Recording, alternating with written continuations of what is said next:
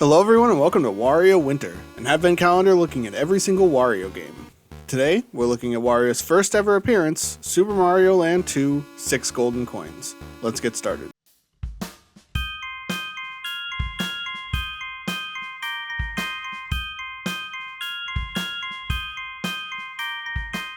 I grew up mainly as a 3D Mario kid. My favorite game was Galaxy, but there was one other game that caught my attention during that era, New Super Mario Bros. At the time, when I was a kid, I didn't understand quite how big of a deal this was, being Mario's big return to 2D side-scrolling. All of this is to say that as I got older and more into video games, I yearned more and more to go back to the games that the games in my childhood were successors and inspired by. This led to the Super Mario Land series, the Game Boy exclusive handheld spin-off.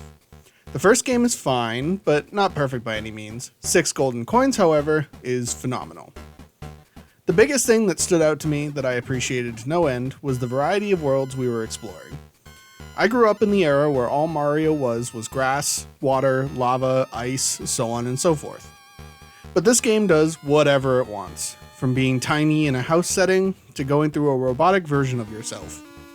All of the levels within these worlds feel fairly similar, but that's just the limitation of the hardware. The world is what matters, and they are very creative here.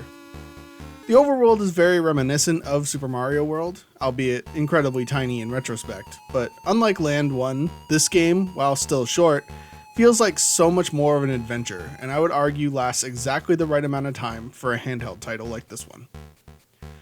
The controls are a little wonky, but I got used to them in no time at all.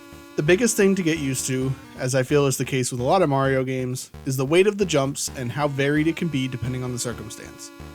Nothing unlearnable, just something to get used to.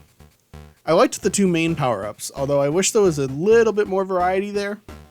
I ended up just keeping the Fire Flower as often as possible, as I didn't find much use in the rabbit ears.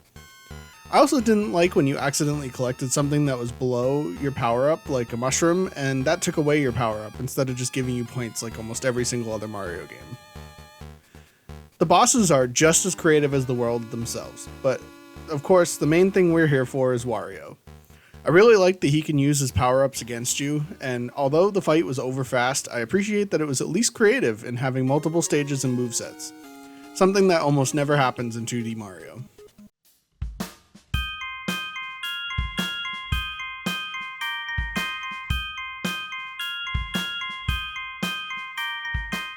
This game is a must-try if you're even a slight fan of Mario side-scrollers.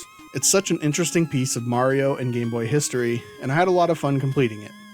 What do you think of Super Mario Land 2? Let me know in the comments below, and don't forget to subscribe while you're down there. Thanks for watching, and I'll see you tomorrow.